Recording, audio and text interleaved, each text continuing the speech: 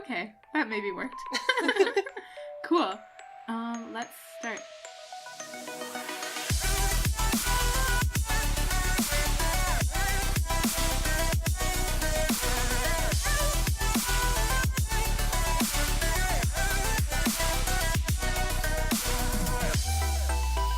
Welcome to Tortall Recall, a podcast where we reread the Tamora Pierce Tortall books and yell about them and talk about them. This week we're doing the second half of our Emperor Mage rereading, which is the third book in the Immortals Quartet, or the Dane Quartet, aka the best quartet, says me. I'm Kelly. I'm hosting this week. My pronouns are she, her, and I thought this week we could all share our favorite weird food that Dane eats or rejects in this book. At least that we can remember. And I guess I'll go first in hopes that I'm not taking this from somebody because there's so many weird foods. I guess the one I'm settling on is snake medallions in black bean and wine sauce. Oh, I did not remember that one. That's good. I mean, actually, I don't know if y'all have ever eaten rattlesnake, but it's not too bad. I have not done that. Have you? Why have you? I grew up in Arizona in the countryside. I have so many questions. Yeah, How do you remove the... Okay, I'll ask them later, maybe. I did not cook it myself. I'm not that hardcore, but yeah. Anyway. Did you catch it? Also, no. Did you hunt it? No. Darn. Was it tasty? I Did, caught someone other you know rattlesnakes. catch Yeah. it? You caught a rattlesnake? How? Well, my do you have those sticks? They're the snake No. grabbing sticks? No. No. Where did you put them? Once you caught them? Oh, it's actually a terrible story that I shouldn't tell on air, but I'll tell you later. Okay, I'm so curious. Okay, do you want to introduce yourself? Oh, hey. Aurora. Hi, all. I'm Aurora. My pronouns are she, her, and I've eaten rattlesnake. But my favorite meal, I mean, not my favorite meal, it was just a meal that stuck out to me, was the dormice rolled in honey covered in poppy seeds. Oh, yeah. Oh, yeah, that was the biggest one for me, for sure. Mostly because, I mean, I was a little icked, and I know you can eat mice, and that's fine and very normal, but Dane was icked, and I was also icked. It's like sweet meat, right? That's weird. I don't eat meat, but like that's weird, right? I mean, it's not very much meat. It's kind of like eating squirrel. Like, why? Yeah. It feels not worth it. I mean, right, I think it's partially just that it's like a delicacy. Like, it's not going to be very filling, but you can eat a mouse. Oh, wasteful. I mean, whatever. You can eat mice if you need to eat mice, but anyway. I mean, right, I think a lot of the weird food in this book is things that are eaten somewhere. There's not that many animals that someone doesn't eat.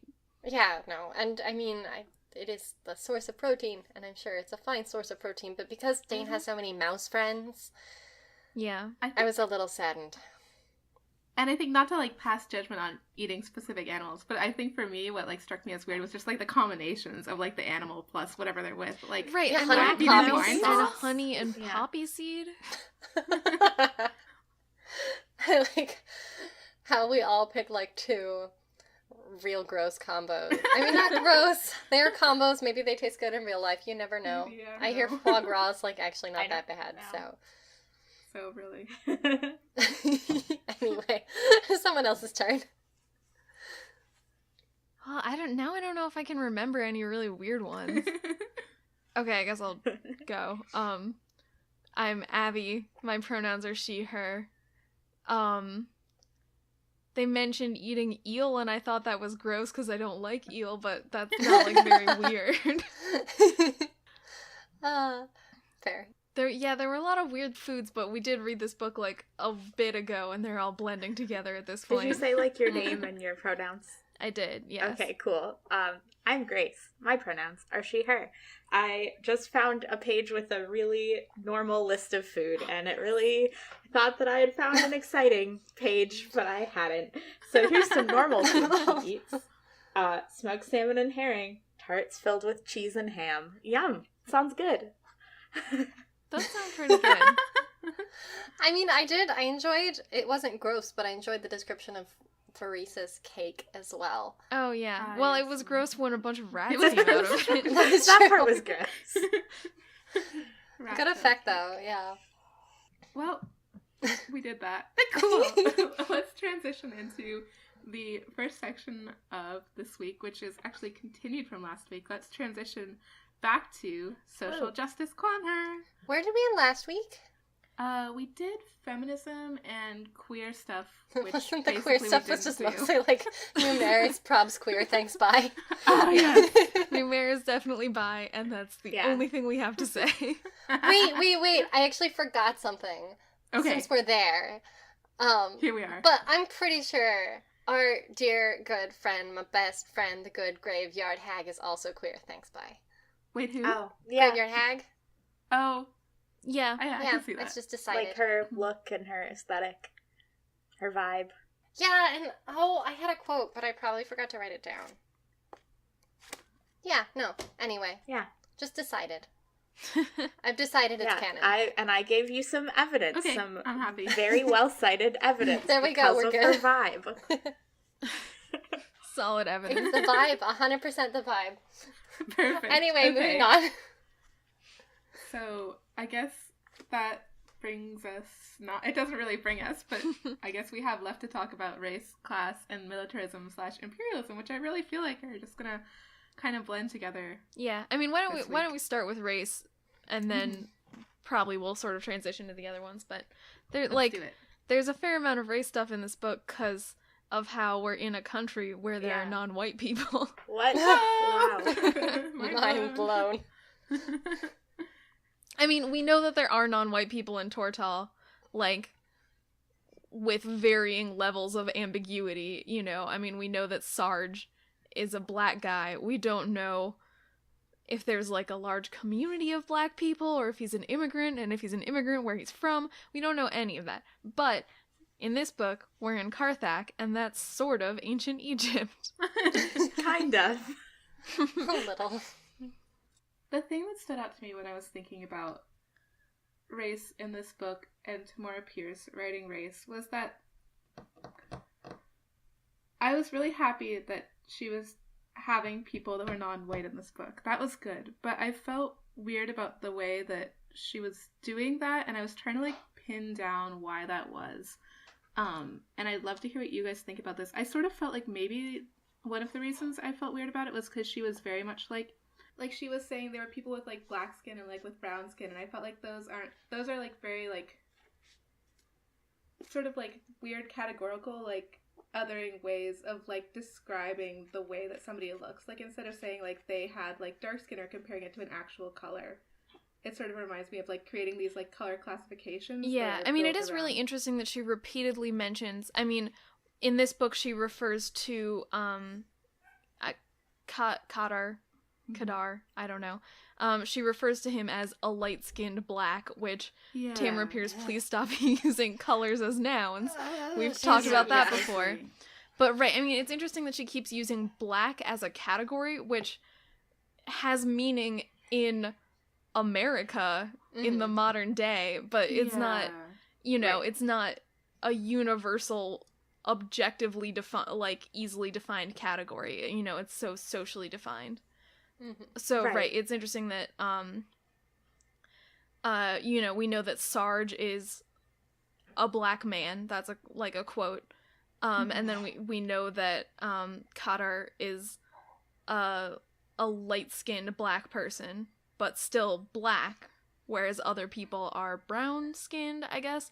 Right, these are not well-defined categories, but she's just sort of throwing them out there as if they had meaning. Yeah, and she's not like saying, I mean, yeah. I don't know, and I'm trying to figure out exactly why I feel weird about it, and I don't know if I have a good answer, but I feel like I would feel more comfortable if she was like, actually like tried to like describe Kadar's skin color instead of saying like light skin black or something. I don't know. I don't really know if that would make it better, or if that would make it like weird and exotifying if she said like, oh, he had like coffee colored skin or something. Yeah, I mean, I think you can just say like light brown skin, dark brown skin. You know, you can describe the color using color words rather than racial categories. You know, I think that describing non-white people with like food words is like a kind of a goofy exoticizing thing, but there are ways to do it that aren't just like relying on this cultural shorthand that is specific to our society, which is not their society. Right, because the categories that we would use, that we, automatically are going to think of as Americans when we read, like a black man, are socially constructed, and they're, not objective truths. And why would we think that that they would translate, like, whole parcel over into Karthak or Tortall or whatever? Yeah. I mean, I do think there is an alternate, like, there's an opposing argument, which is that when she says Sarge is a black man, there's only one way that we can read that, and it's that he's a person of color. Whereas, when she says Alex of Tiragan has dark skin, we spent so long agonizing over, like, is he, canonically a character of color? So, I think there is something to be said for making it very clear that these characters are not white. But, yeah, I don't know. It's a little strange. I mean, especially when she then refers to them as a black, then it gets, very unpleasant. Right. Well, and it is odd. Something that I struggle with, I think I have in this book and then in other books of hers that we've read so far as well, is, like, we get this depiction of, like, diversity in terms of genetics, but it's not often related back to cultural diversity.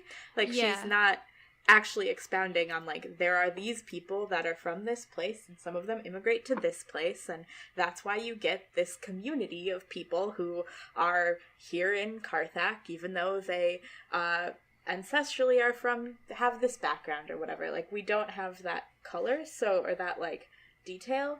So it just feels sort of, like, tossed together or sort of arbitrary.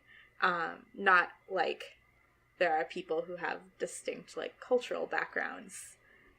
Yeah, I mean, it just doesn't feel like she's put a lot of thought into it, I guess. Because, you get, like, the Bajir are clearly an ethnic group and are not super thoroughly described, but probably look different from, like, your average Tortallan. But then you do have people who are, completely culturally Tortallan, who we don't know how they look, but, it seems like Tortall is diverse, but she hasn't really put the thought into, like, are these different ethnic groups that have different cultures or anything like that? I don't know. Yeah, it's a weird way to approach it.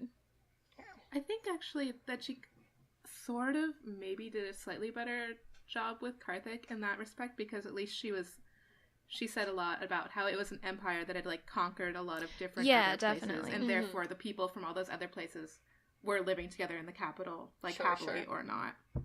Right, and she specifically mentioned there's this ethnic group, the Banjuku? I don't know. I don't remember anymore. Banjiku. I don't know how to say it. Yeah, well, something like that.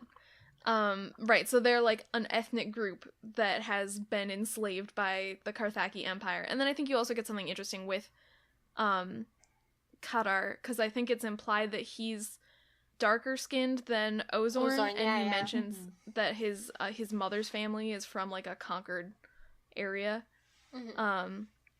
So yeah, I mean, I think that's cool and interesting. I think it's awkward that, Karthak is clearly fairly diverse, partially because it's an empire and partially because there's this university there that, like, attracts people from all over. It's awkward that we pretty much only talk to 2 or 3 Karthaki people, I guess, depending on whether you count the Banjuku man as Karthaki, but you get Ozorn and Kadar and that guy whose name I don't know. And then I think that's it. The graveyard hag, I guess. But everyone else we talk to is, like, a northerner who's there. Yeah. And everyone who's against slavery is a northerner. Right. Like, that felt very, I don't know. Maybe the slavery, like, details of the way that she depicts slavery are a whole different discussion, but to me that was off, that, like, obviously these very intelligent northern people know the truth of slavery, which is that it's wrong. No one else could figure that out. No one else in this whole city has any thoughts about it. But, the fantasy white people are like, no, I've got it. this is wrong. Mm-hmm. Yeah, and the only group of, like, enslaved people that she talked to said that they were destined to be slaves, although they backtrack on a bit later. Yeah. But that's something that I don't really feel equipped to, like, completely dissect, but there's definitely a lot of stuff there where, there's this group of tribes people, I guess, who believe that their goddess created them to be slaves, and then, Dane talks to some gods and learns that they were not actually created to be slaves, and, like, tells them that. Surprisingly. Somehow. But the question, I mean, it's an odd question in that, you know, the gods have so overtly kind of stuck themselves into the lives of a lot of the characters that we've followed to, like, shake some stuff up. And yet, the god of these people hasn't talked to them. Yeah, it seems like she could have just dipped down sometime. Right, talk to one of them instead of talking to Dane. She needed a white teen to fix it. There is no other way to fix it. I still refuse to believe that Dane is white, but agreed that Tamara Pierce probably thinks she's white. Yes, I'm on the same page. That's the thing about one thing that I've noticed, and maybe it's just because I don't notice this when I'm reading, but when I was going through this, I have a note that says that in large part, Tamora Pierce only describes, like, someone's skin color or that aspect of their appearance if they're not assumed to be white. And so in that sense, she sets up the narrative just expecting that that's how her audience are going to read people, and I don't know if that, you know, not a great thing to do. I mean, that's fairly common throughout a lot of, like, fantasy. #Harry Potter. But... I mean, a lot of fantasy and just a lot of writing in general, I think. Yeah. Some authors sometimes will backtrack and be like, oh, no, I did not assume, like... Right, you can read them as any Yes, however you want, except I very explicitly wrote other characters this way. Anyway. And so that's just a thing that she does throughout, you know, a lot of these books that is less than great. Right, so there's a lot of possibility to interpret characters as non-white, but Tamara Pierce doesn't, like, get credit for that. No. Exactly. Yeah, and I agree. I noticed that too, Aurora. Like, she's never describing... Well, unless they're, like, evil pale, like, too white. Then, Exactly. Which is separate. They spend all their time indoors and don't have... Yeah. Yeah, then she never is, like, this guy with pale skin was over here. Yeah. Like, I mean, I think she mentions that Theat is pale, but specifically as part of her, like, you know... that she has, like, super flawless skin, and also that, like, it's, you know, they keep talking about, like, Theat's genetics and, like, her evil dad and her, like, good mom and all that stuff, so I can see why that would come up. She might have inherited evil pale. Also, it does kind of seem like that this is actually very awkward in retrospect. I feel like that they spend so much time, making sure that you know that, like, I mean, not spend a lot of time, but, like, Buri and Onua, I'm pretty sure, are, like, explicitly not pale-skinned, and then Theat is. And that does kind of seem like... what? She's the one who, like, marries a white guy, and is really beautiful, and I don't love it. I mean, like, we know that she's mixed race, but... it's not ideal. Agree. There are a number of things. Anyway. Maybe someday. Do we want to talk more? This might be transitioning race into class. Do we want to talk more about slavery? I feel like let's do it. I just hated the way it was written in some particular ways that I felt like were real choices on Tamara Pierce's part. Like, even just, like, the way the slave people start to be described. And then also, like, that they have to call people nobility. That, like, made me so, like, sick while I was reading it. I just hated it. Yeah, I mean, I think it's pretty clear that she's writing slavery as a thing that is horrible. So, like, but it's you really can do unpleasant. that. You just have to be like, oh, these people are enslaved. That's horrible. You don't have to be like, and they have to, like, grovel all the time, and it's very sad and hard. Yeah, but I don't think that's, I don't think it makes it bad that she's like, oh, slavery is really, like, they don't treat their slaves well. I don't think it's bad for her to show them mistreating slaves. What I do think is bad is that she shows a lot of slaves, like, being abused and having to do all this horrible stuff, and we barely hear from any slaves at all. Yeah, I think that's like, yeah, the same sort of thing. Yeah, that they don't get to talk, and even when you think that Dane is really having a conversation with somebody,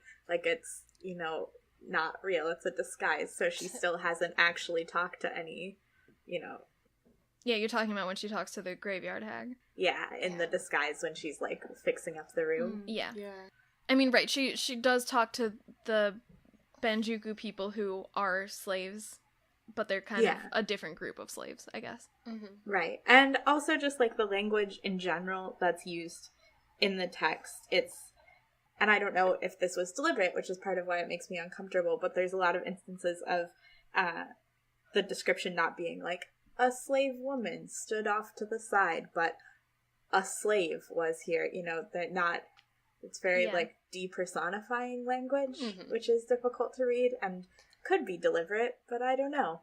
Yeah, and I noticed, I also noticed there was a lot of, like, describing their, like, shirtless bodies, like, flexing as they oared and that kind of thing.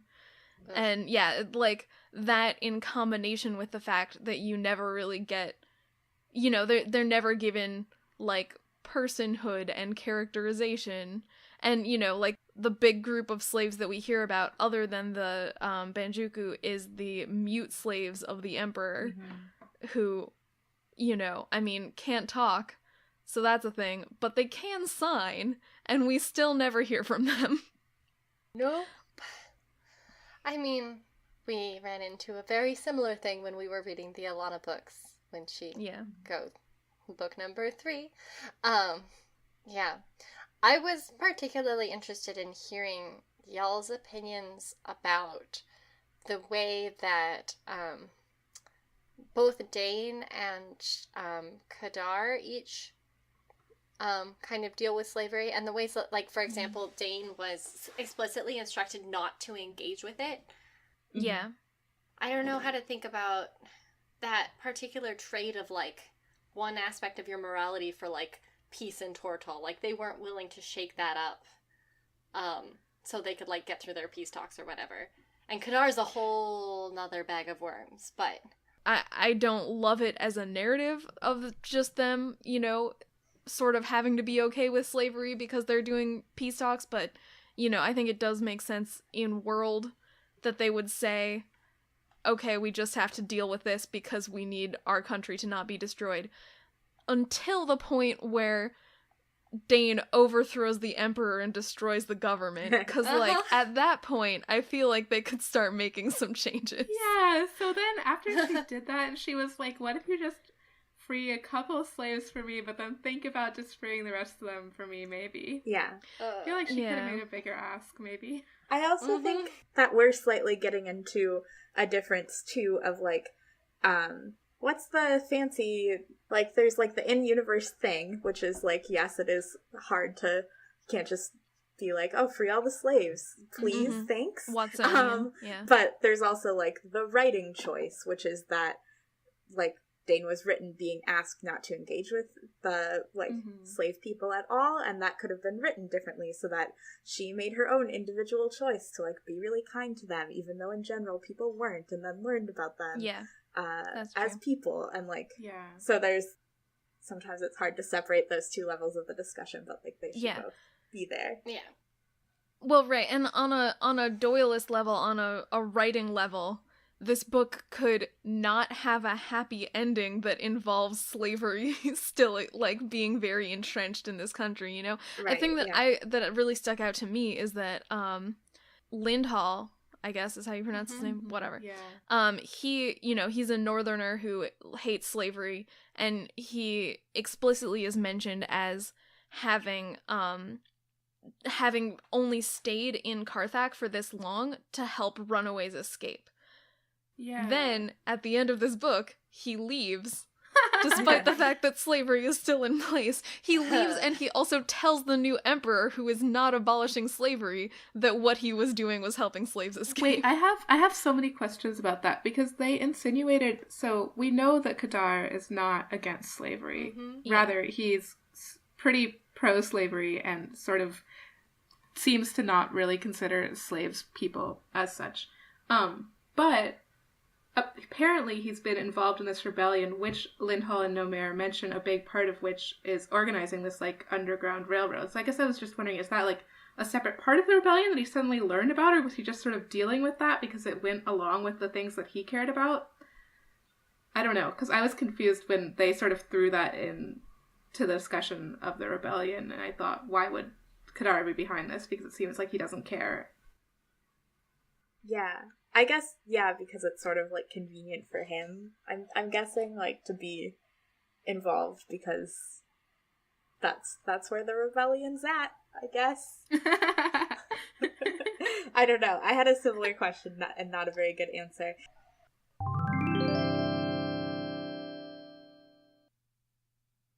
Do we have more that we want to talk about Tamora Pierce and slavery? She should stop writing about it. Yes. I have something that's kind of tangential, but it's definitely a tangent. Like, go for it. Very a tangent. I'm cool with that.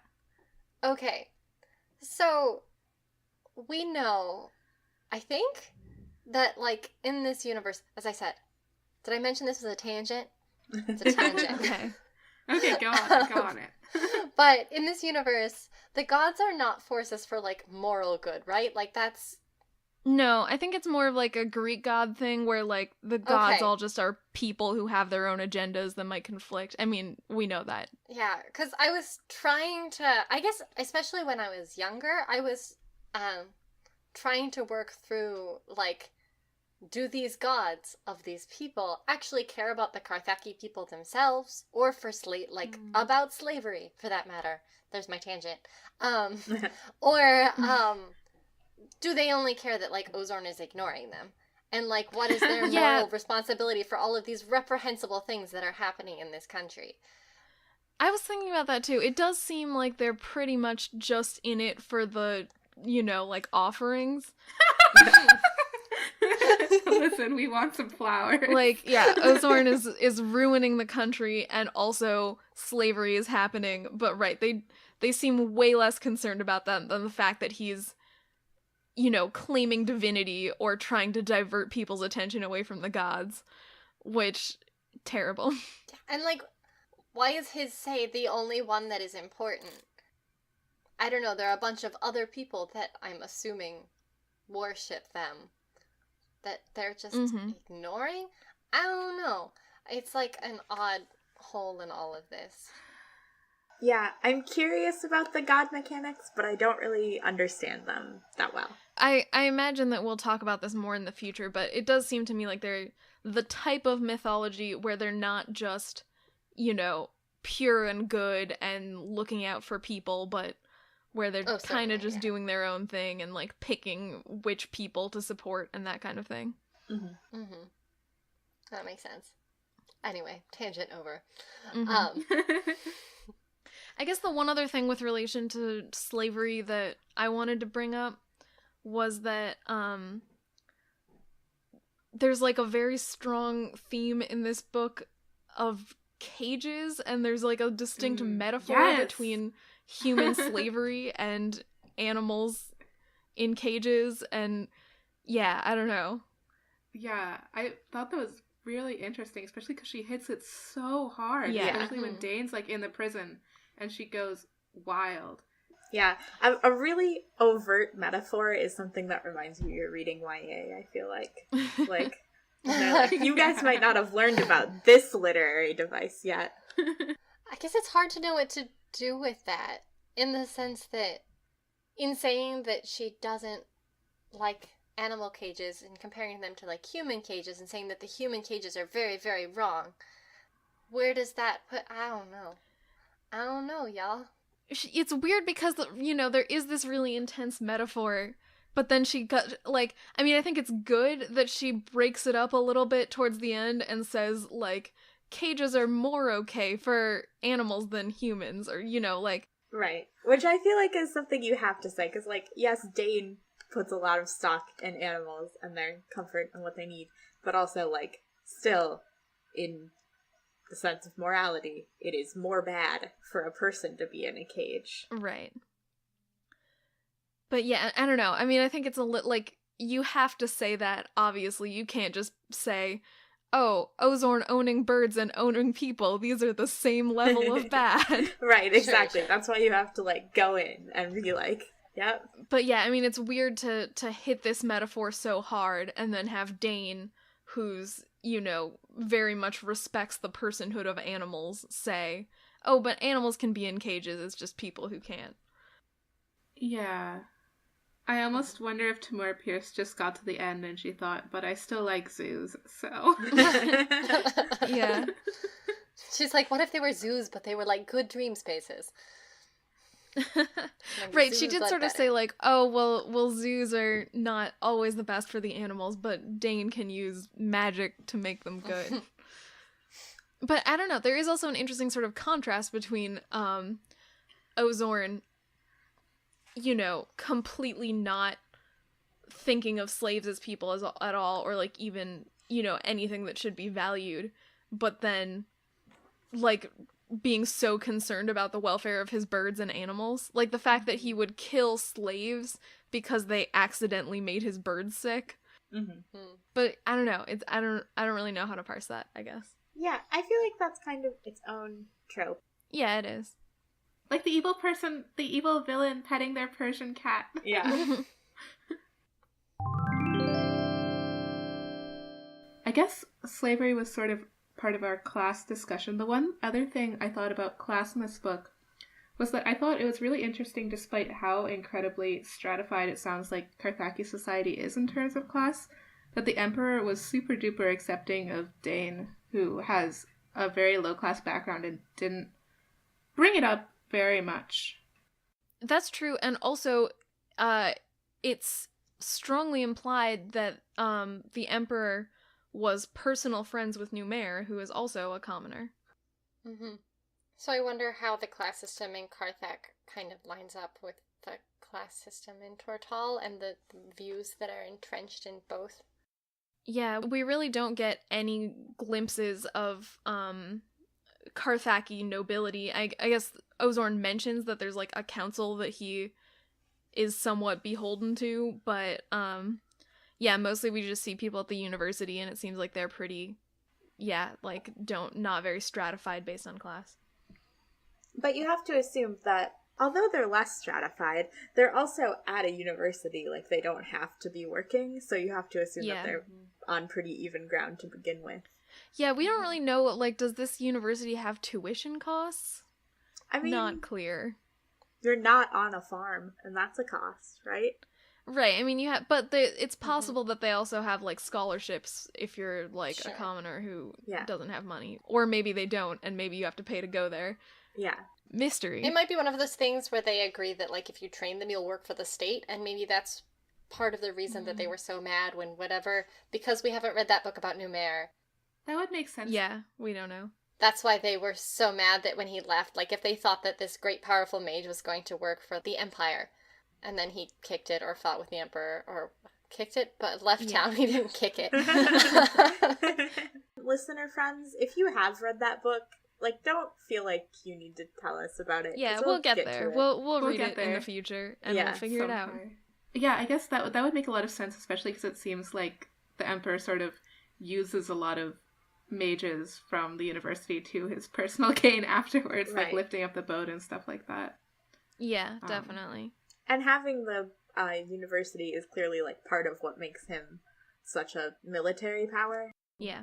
Because he has a lot of fancy trained mages that come from there, so I wouldn't be surprised if that's how it works. Mm-hmm. So, as you all mentioned, there aren't a lot of, like, overt discussions of class in Carthage, but we do get Kadar's views. Mm-hmm. Like, pretty overtly. when he first talks about Dane coming and knowing of her, you know, her background is not a noble, and this is just another instance of him being an absolute turd. Just like him with slaves and him with, like, you know, dealing with women in general. But he equates, like, table manners and intelligence with background, and it was so mad. Anyway, that's all. I'm fine. He's a turd. It is very, like, bratty. Yeah. I mean, right, that was specifically in the context of her being, like, a quote-unquote, like, northern barbarian who would eat with her hands. So it was both her being common and her being, like, from a very distant land, you know? Sure. Totally fair. Anyway, Kelly, what were you saying? I was just going to say, somebody said something about the military. Should we transition to militarism and imperialism? Yeah, I did like the way imperialism was handled in this book. I mean, I think it's the same thing as we've talked about before, where it's a lot easier to say, you know, oh, here's the problem with imperialism, but not in Tortall. Tortall's still good, only in this foreign country. Right. Yeah. As you said, like, the biggest thing that this made me think is, when is imperialism then okay? Because obviously Tamora Pierce doesn't agree with the way that Karthik is doing imperialism, but she seems pretty darn fine with the way that Tortall is. Yeah. I mean, this did make me think a bit that that King Rold, John's dad, might have sort of been the Kadar of Tortall, in that Kadar has a lot of views that are bad, but it does seem like he's for the most part anti-empire, or at least anti-continuing to expand the empire at the expense of, you know, feeding people and stuff like that. You know, I think we see in this book, hypothetically, because we don't know how Kadar's gonna rule, but we see a turning point where, you know, Ozorn was very power hungry, wanted to rule the world, wanted to keep expanding the empire, and then now there's new leadership that will maybe do that less. And I think it's possible that happened before the Alana book started in Tortall, because we know that they had conquered lands within the last few generations, but then they had a king who was very invested in making peace. So I don't know, I think that is kind of an interesting way to think about it, because it means that Tortall, like, is an empire, but is not actively, you know, I mean, it's a lot like a lot of colonial powers are in somewhat modern times, where, like, we still have all the benefits of having done the imperialism and the colonizing, but we don't like to think of ourselves as colonizers. Right. So yeah, I think that might be sort of more where Tortall is, whereas Karthak is more actively doing the colonizing. Yeah. Thumbs up from Aurora. Sorry, that was fine. I definitely agree with that. No, that makes sense to me. I also think that there is, like, a bit of a race aspect where, like, we're supposed to equate Tortall, like, further into that analogy. Tortall is an old colonizer and also white, fantasy white, so we're, like, unbothered by their actions. But, like, oh, for Karthak to be an empire, they're clearly, like, you know, out there. I can't think of examples of things people do to colonize. Storming the cities. I mean, taking slaves seems like one of them. The act of colonizing. Wars. But, you know, they're out there being violent, and, like, Tortall's imperialism is benign and non-violent because it's old, but also because it's white, is how I think is kind of, like, the background. No, I definitely buy that, especially because the main example of Tortallan colonialism that we see is with the Bajir, and it's sort of like, oh, they're, you know, nomadic tribes, so it's, like, not even a big deal that Tortall... It's, like, not even, like, they're using that land, they're just wandered around. Oh my god. Yeah, but we also talked about, when we were talking about the Bajir in the Alana books, like, that's not super old colonizing, right? Like, it was within the frame of a couple of generations, so... yeah, I don't know. I think some of it is older than other bits. Tortall's not out of the game. They're still defending there. Well, I guess what, like, as of John's dad, they're hypothetically out of the game, but one generation is not a long time to be like, oh, that's so far in the past, we would never do something like that. I mean, clearly, as Americans, we know a lot about ignoring things that happened relatively recently. But, yeah, no, I totally think that Tortall is a bit like modern US, where they're just like, oh, Carthag, doing all that imperialism, conquering other places, how could they?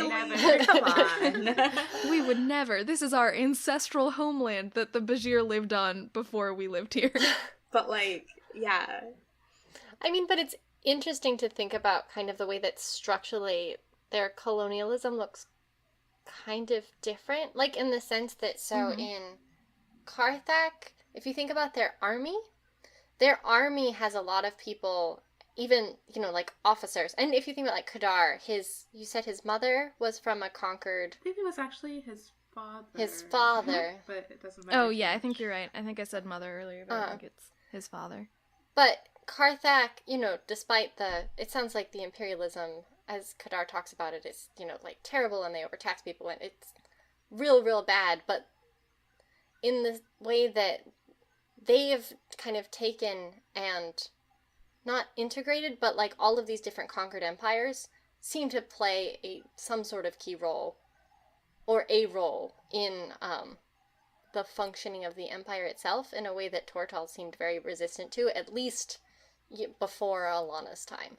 Yeah, I guess you mean like the Carthagis are more invested in assimilating the conquered peoples, I guess, rather than... in that sense.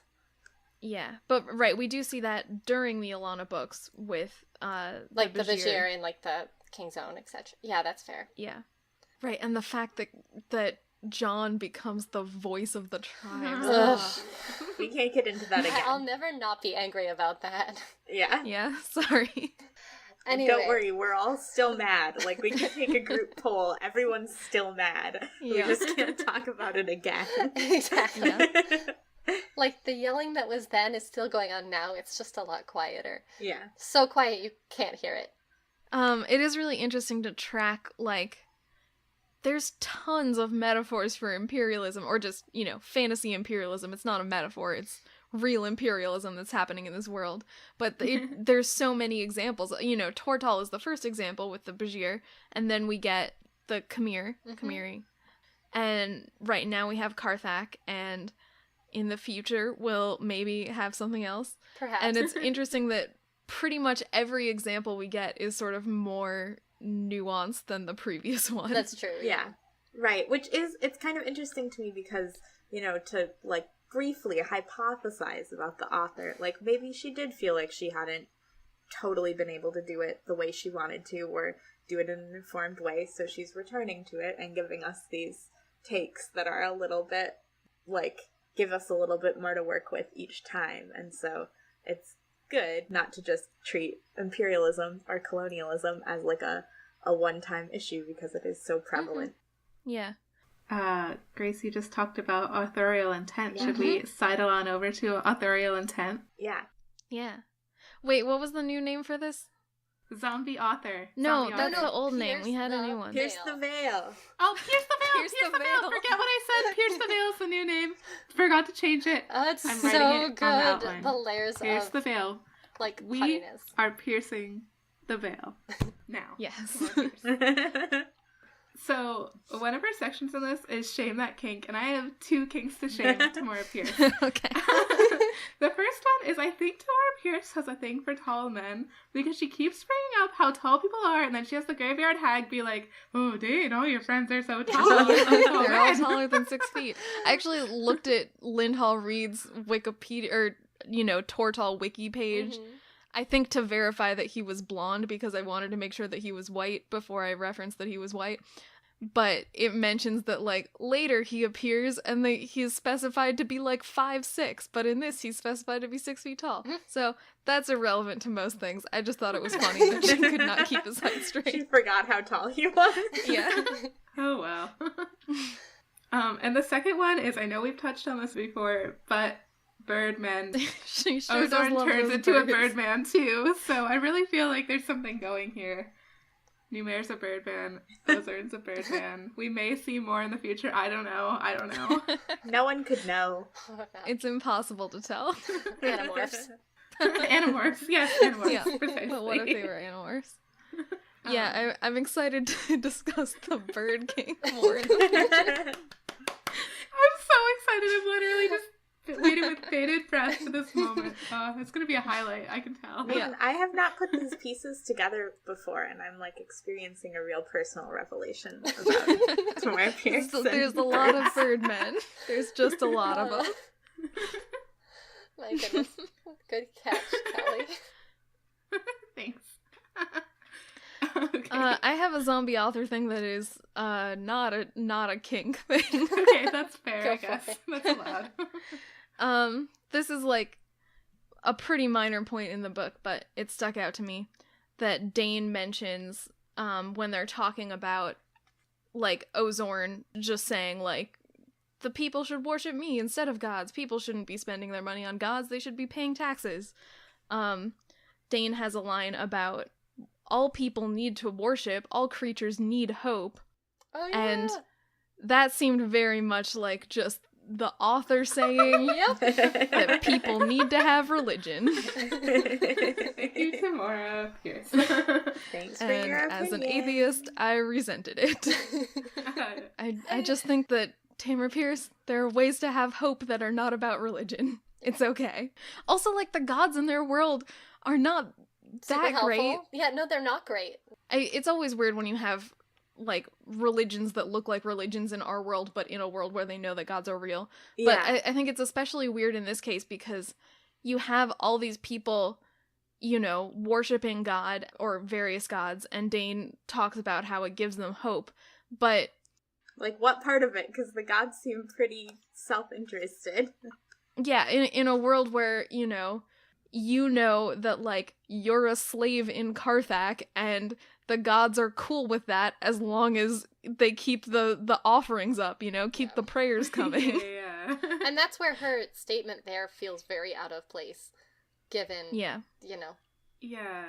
the way the gods are kind of situated as these very more independent entities in this particular universe. But, so it very much felt like kind of a self-insert, but that... Right, it did feel like, here, we're just stepping out of the narrative for a second for Tamora Pierce to remind give her you. opinion, and her opinion is that people need religion. And that chickens are bad. And the hyenas are good. I think she likes hyenas a lot. Which She is does interesting seem to because like they're hyenas. presented as like this metaphor for Carthag is like something that like, you know, eats things and stuff. Like the Thank big you. imperialist empire. That was really eloquent. Thank you. I mean, hyenas are pretty cool. Like, don't get me wrong. I did really appreciate that line where Dane was like, I wish I could meet the god who designed these. That was a god with imagination. I just like am picturing Tamora Pierce like going to a zoo and being like, "Oh man, best animal ever!" and I'm like jotting that down in her notebook. She does future make, use. like, hyenas do come off as kind of weird and creepy in this, though. I mean, there's like a whole prophecy about how they're gonna bring about the defeat of the emperor or whatever. But they're like Yeah, delightfully they're, like, creepy. cool. Yeah. I mean, they are. They're awesome. I love them. Mm. We should this seems like an animal friendship conversation. Everything are is we animal moving to- friendship, Abby. You can't escape. Our hyenas are friends. That's Well, true. let's just slide right on over to Queen's Riders Yeah. friendship moments, where we talk about friendships between people and animals and people and people and animals, etc. The three I like how the kinds of divider friendship. between like person friendship and animal friendship has just dissolved in the Dane series because there's just so much animal friendship. Everyone has animal friends. I actually have a complaint to lodge about this book in that respect. I felt like there was a lack of animal friendship in this book, or like quality animal friendship There compared was to less. the previous books. I think that's because there was like a plot. Yeah. Ouch. I don't need a plot, I just need animal friendships. No, Well, I but like feel Wolf Speaker was 95% just like straight animals. animal Yeah. friendship. That's what I crave. Uh. So what I guess what I find interesting is that this is maybe just like a preference to talking about the friendships. I guess it was in this book that I noticed that Tamora Pierce has been having Dane make all these awesome friends. humans and animals alike. But then it's kind of been, like, abandoning them in the previous books. Bit. Like, now we haven't seen Onoa for 2 books. Aww. And, like, even Cloud was gone from this book, and she was, like, a mainstay. And instead, like, the only person who travels with Dane, I mean, Numera travels with Dane in every book. Alana.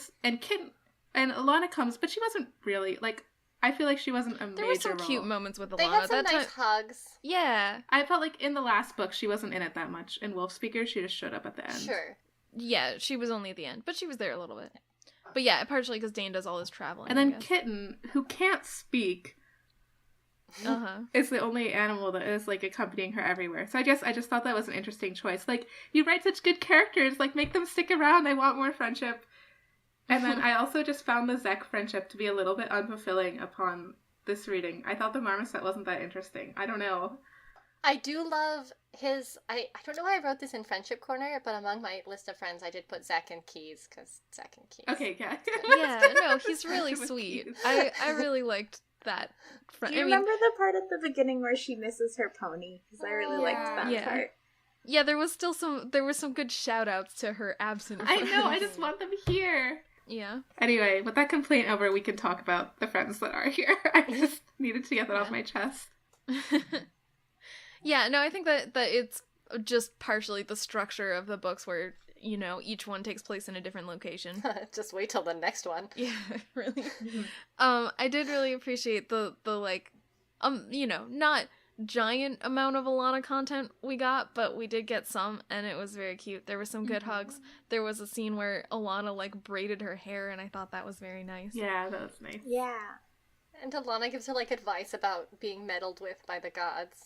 Yeah, I like that. Yeah. Yeah, no, that was good. And then also, when she's talking to Numera and Alana, there was a good Numera friendship moment where or Numera and Alana friendship moment where Numera starts listing all of the greater gods that there are. And Alana's just like, no, don't name them all. Because she has no patience for how much of a nerd he is. I thought Lindhall and Numera also had a kind of sweet... yeah. They just got to geek out together all the time. That was great. Which I totally empathize with and I thought was lovely. And they hadn't seen each other in so long. And when he showed up on the dock, Numera was like, I thought you wouldn't come to say hi to me. And he was like, of course I would. I also liked, I don't like this moment overall as a concept, but when Numera is talking to Dane about how Dane's pretty, he specifically is like, not like Alana, you know, she's not that pretty, and then Dane, like, can't comprehend that. She's like, no, Alana's so beautiful. Like, she doesn't understand what he's trying to tell her.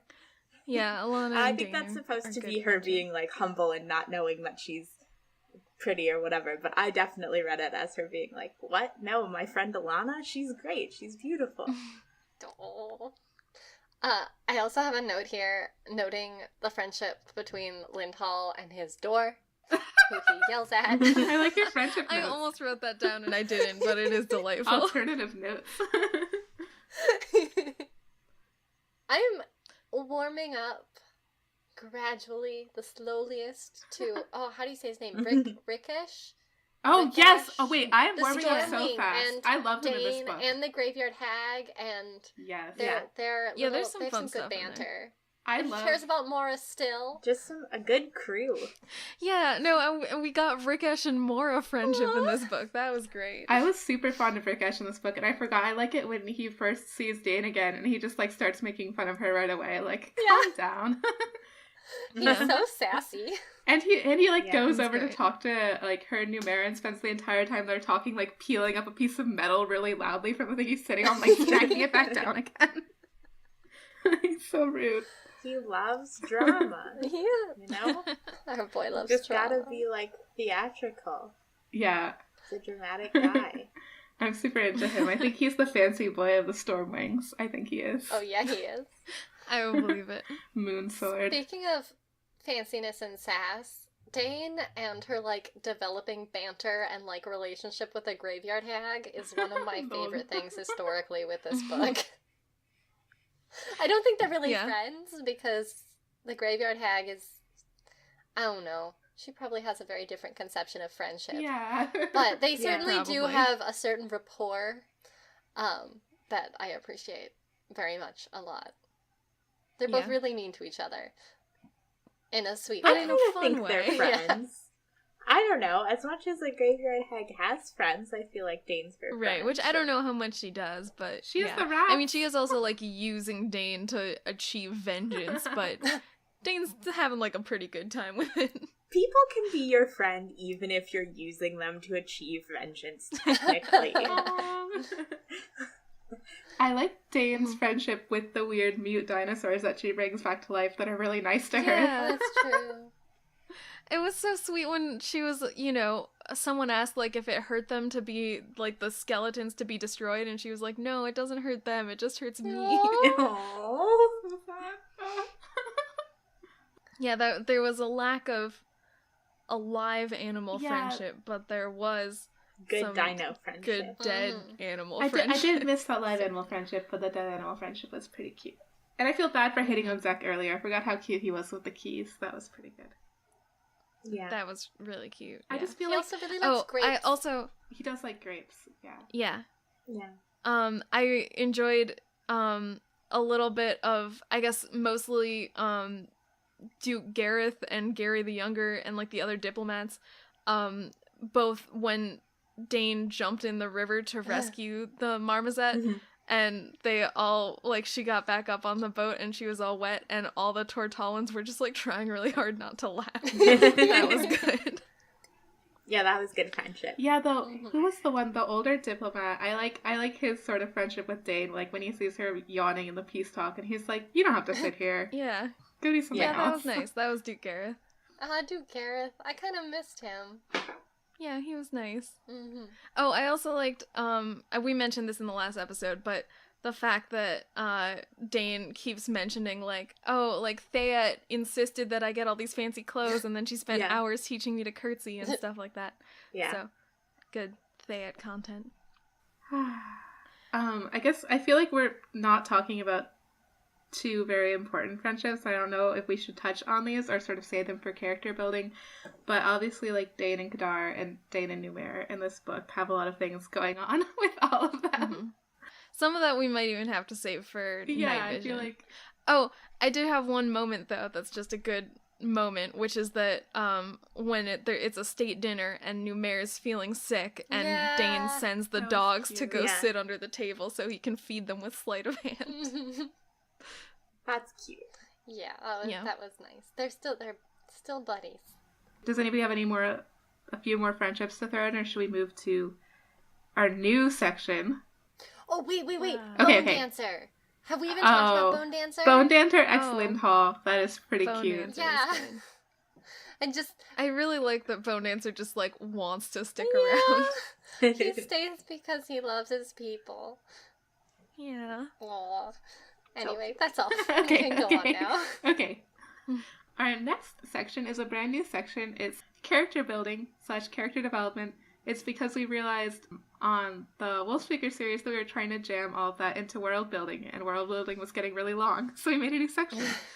Yeah. We But we don't have a name for it. do not. So if you guys have a name for it, let us know, because we would like a good name. Our placeholder name is She Couldn't Be a Hero. Could she? Question mark, question mark, question mark. But we would like a punnier name if possible, so please Yeah. help us. Thank you. Character building. Kadar, let's talk about Kadar. Kadar is really weird. I don't know how to feel. Oh my gosh, Kadar. Yeah, it was such a combination of, you know, he's a bigot in like every way. Yep. Like he doesn't think that slaves are people and he doesn't think that women can fight and all this stuff. But then it's mixed in with like these really endearing moments of like he cares about his people and he loves to garden. Yeah, and when he said he's a he liked nerd. gardening. It was so touching. Yeah. I mean, he did. I mean, I do feel very, very conflicted about him, but it is nice that he didn't stay static with regards to a lot of the issues that are super problematic, like, in his journey. Like, he, of course, has not made it all the way with regard to, like, slavery and how he should view women, but Mm-hmm. But he's like... he certainly... Oh, go Oh, ahead. sorry, go ahead. He took a journey. Go, Kelly. Yeah, I was just gonna say, he was like, to your point, he was super amenable, like, even though he was expecting Dane to be, as quoted from the book, a northern barbarian. When he met her and talked to her, he began treating her like a regular person who he would talk to. Like, he wasn't stuck in his ways, at least. Yeah, right. I mean, it's interesting because I guess we sort of just see the beginning of his journey of like, oh, his mind is starting to open. He's maybe considering that slavery might be bad and that women can do things and that northern commoners aren't all barbarians.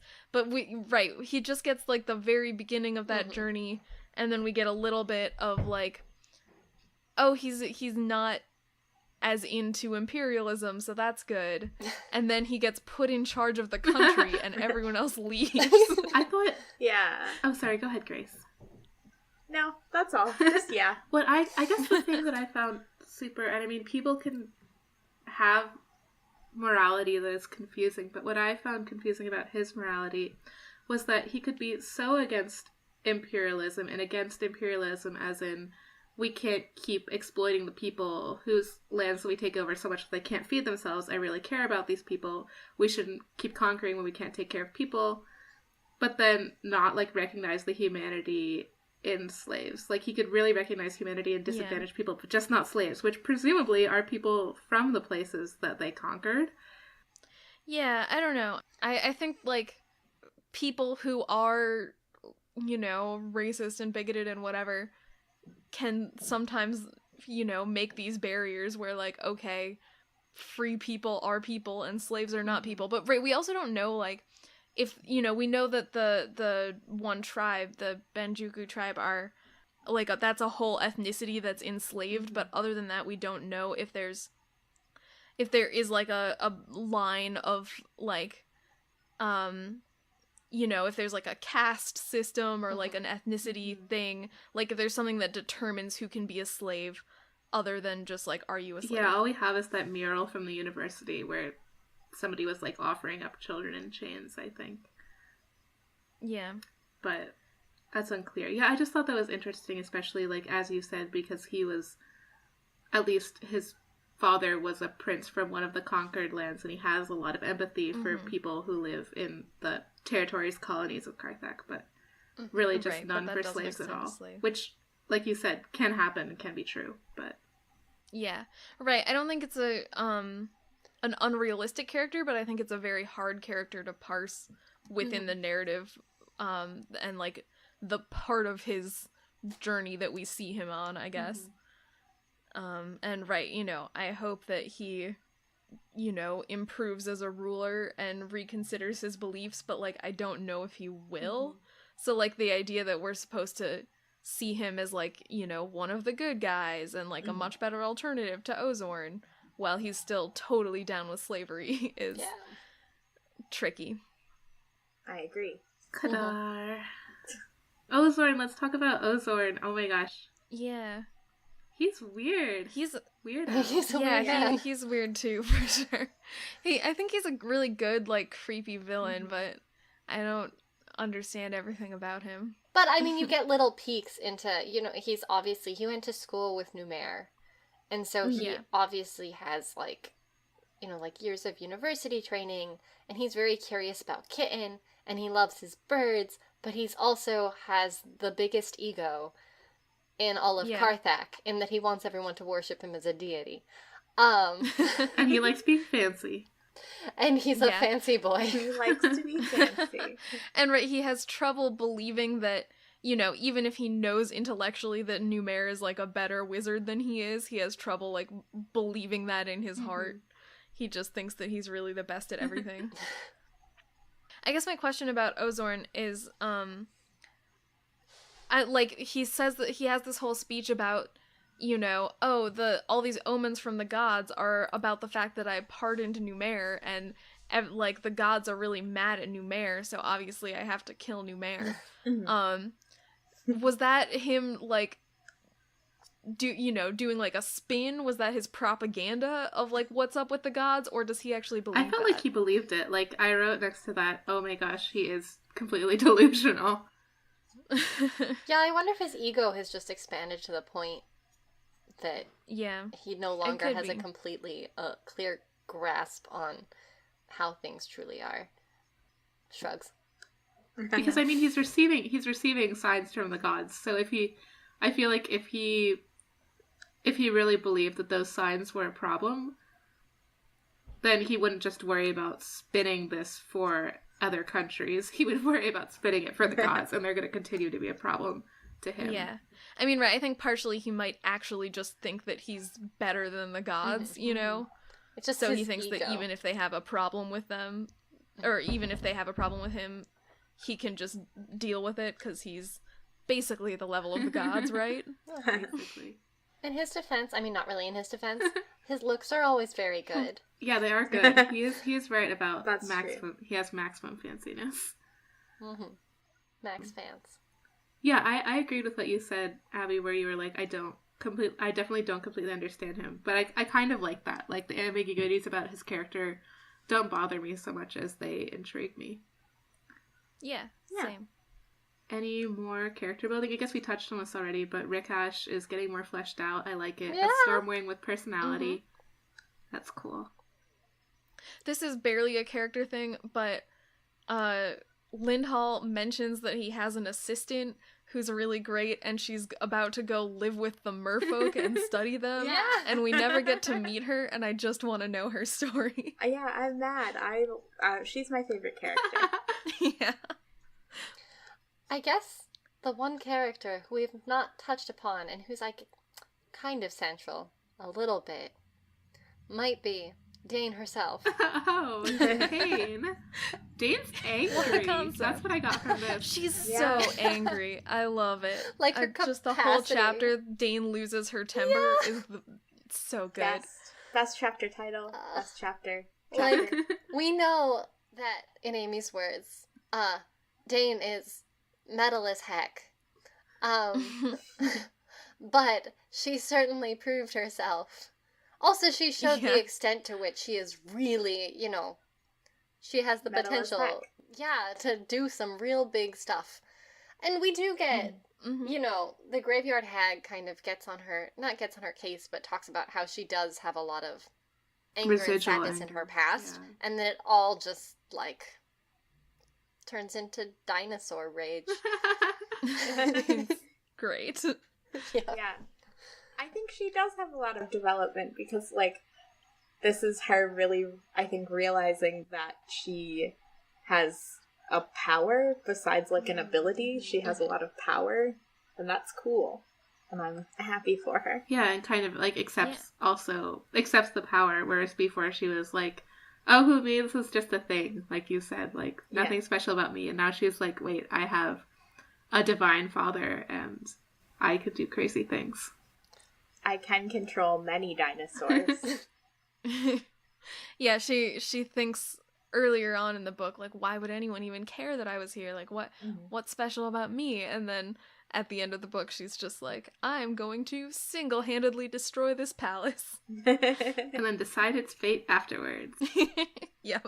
Oh, you can just let Kadar roll. That's fine. You don't have to destroy all of Karthik, Graveyard Hag. Give him a chance. More about Dane? Anything about Numair? I mean, I have stuff to say about Numair, but I think we should probably say it in the next section. Yeah. Should we go to Night Vision then? Yeah. Okay. Let's do it. This is Night Vision, night with a K, which is our foreshadowing section. So if you do not want to get spoiled, we'll have a sound cue at the end of this that you can go to that will signal that spoilers are over. So, foreshadowing.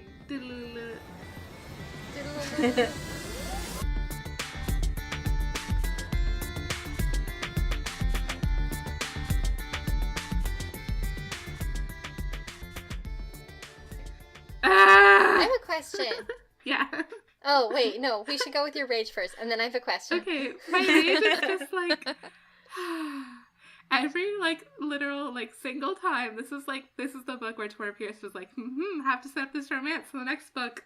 Let's make lots and lots and lots of touches and talks about how beautiful you are. Yeah, in my memory, this was the book where the romance, like, happened. I thought so too. I was glad it didn't. I'm glad that it didn't, but, like, it's still, like, very present. Like, every single time he, like, touched her, anything, I, like, screamed on the inside. Yeah, or every time he, like, I mean, it's okay for him to be like, you look nice, but also when he was so gross with Kadar, and he's like, leave off, I'm like, you go away, Numair, my man. You are very old.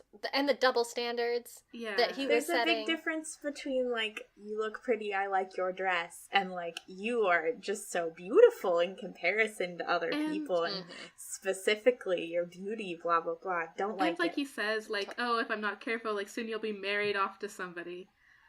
Boy! Ugh. I'm so mad. I guess, I mean, the only thing that, like, at least made it a little bit better for me was that it seemed like Dane was also maybe showing some romantic interest in him too, so at least it wasn't totally, like, one-sided, but I don't know if that really made it better. But he's also literally double her age. I know. I think, I think this actually might have come in a mail, that I cannot reference directly because I am bad with names. But yeah, I believe the author has talked about how maybe she's gotten comments about the large age differences and just says that's kind of her thing. But yeah. Bad thing. Yeah, I'm not a huge fan. Also, Dane is like 15. Yeah. Yeah. And he's her teacher. Yeah, Imagine if there was a university, it'd be completely unacceptable. I mean, okay, this happens at universities all the time and it's terrible, but it is completely unacceptable. Okay, but not usually with 15-year-olds. Well, right. And it's good that it's not completely one-sided, like he's not stalking her. But at the same time, like, 15-year-olds don't have a sense of that power differential, and that's part of why it's such an issue. Like, even if she shows interest, that's not at all something that makes it more acceptable. No, I agree with you 100%. There's like a moment in this book where she says, like, oh, it's weird that Numair wasn't laughing off the implication that they'd slept together, which he'd done in the past, and then she says, like, if anything, that the implication that they were sleeping together bothered Dane more because it, like, impugned Numair's character. Like, it said bad things about Numair, so, like, that's a thing that she's aware of, that it would, like, say bad things about his character if they were sleeping together, but she's, like, cool with it in the future. Yeah. Ick are my thoughts. My thoughts are ick. Anyway, that made me really sad because I've really been enjoying in the first 2 books in this series pretending that I didn't know about this impending romance and really enjoying their good friendship. Yeah, and to be honest, like, this has besmirched my whole memory of this series, like, even though it technically only happens, like, quite far into the next book, but it's just, like, it is hard to read, and also, like, sure, that's your thing, Tamora Pierce, that's fine, but, like, if you're writing a book for 15-year-olds and younger, it is not the time to have this kind of relationship because it normalizes it. Yeah, like, I read this when I was, like, 10 years old, and I was like, that's so romantic, and then it's, like, only in the last, like, several years that I was like, wait, what the heck? No way. Right, and when you look at how many people have, like, talked to us on various social media about not realizing the age difference, like here or with George and Alana when they were younger, and then like knowing, oh, he's quite a bit older but still seeing it as romantic, like you just don't understand that when you're younger. Right, and yeah, I think it's totally okay to, as an adult, think about and write about, you know, relationships that turn you on or whatever, but putting that dynamic repeatedly in books that are aimed at young kids really just makes it seem like, okay, it's normal and okay for 15-year-olds to be in relationships with 30-year-olds, and it's not. Yep, 0%. Well, agreed. More to look forward to on that in the next book. I like the foreshadowing that she did in this book, where she sort of like laid the groundwork about the gods a little bit more to go into the next book. I thought that was surprisingly subtle for Tamora Pierce. And I'm excited to meet the gods in the next book because that's something that I've always enjoyed about that book. I had a question regarding, I don't think it's even foreshadowing, but it's a future thing that I maybe just blanked on. But, so do you remember in this book they were trying to set up a marriage between Kadar and Princess Kalasin? Yeah. Doesn't Kadar actually get married to one of, like, the Tortall royalty? Or is that incorrect? I don't remember. I don't remember. Somebody in the future will have to update me on this, because I feel like he does make a reappearance. It could be. I don't know. I also thought it was funny that they mentioned that there was a princess from the Copper Isles who was angling to marry him, because that was also true of John in the previous series. The Copper Isles are just full of princesses.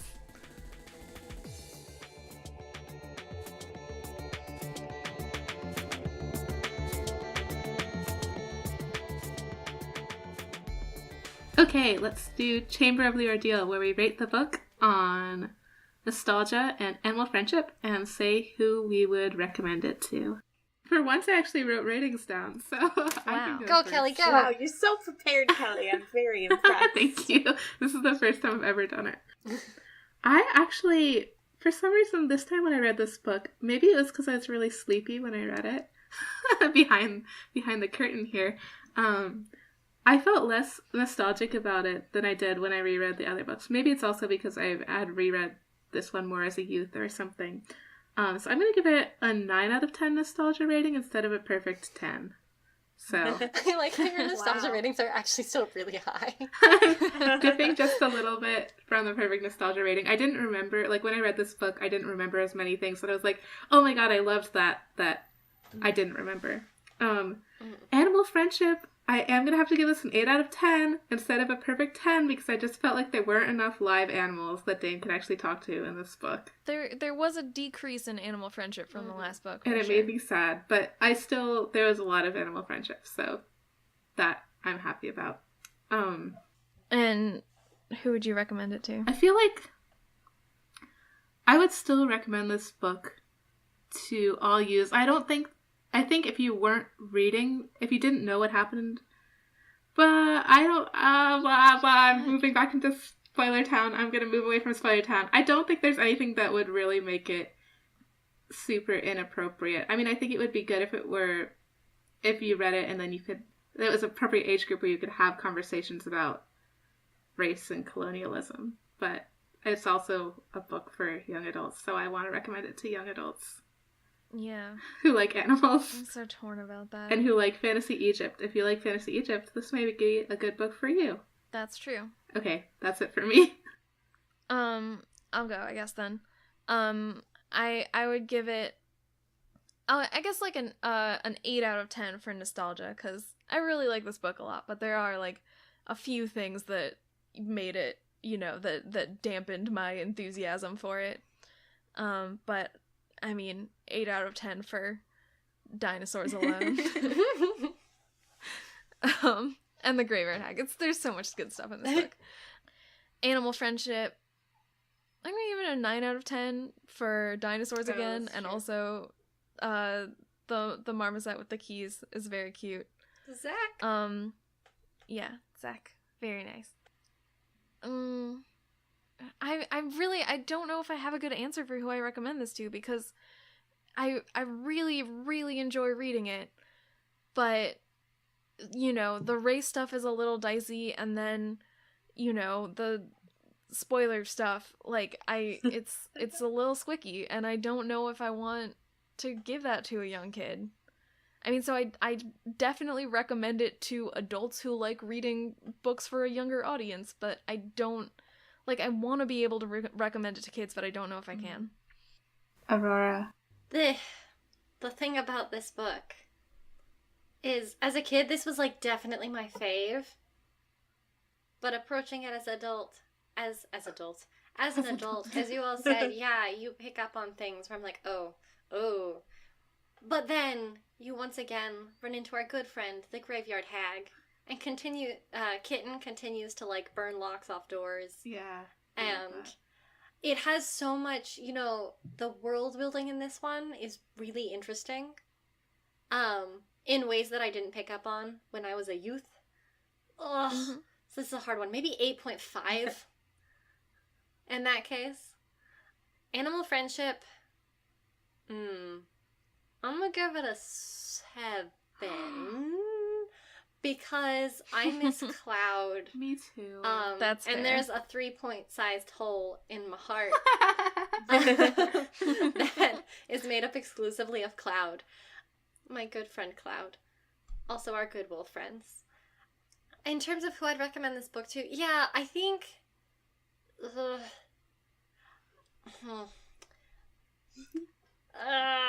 my friends. I would... What's a good... Young adult, but focusing on the adult part of it.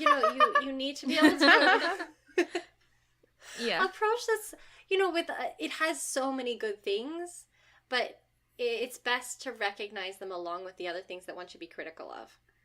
So, read at an age when you can be critical. Also, when you can recognize the squick of the squick. Well, yeah. Anyway, your turn, Grace. Wow. Nostalgia. As I've talked about, I was not, a super, Dane nostalgia is not really my thing as much as nostalgia for some other series. But of all the Dane books, I remember this one the most fondly because I was a huge dinosaur kid. Aww. I thought they were great. So I remember specifically rereading the dinosaur parts a lot. I wouldn't read the rest of the book. Those are the best parts. That's amazing.